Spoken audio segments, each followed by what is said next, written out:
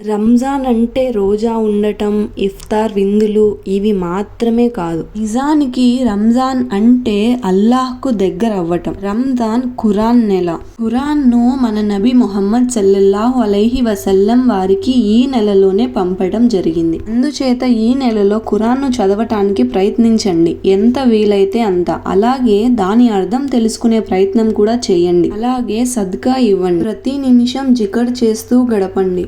అల్లాహ్కు భయపడటం, ఆయనను నమ్ముకోవటం మరియు అల్లాహ్ ఆజ్ఞలను పాటించటం.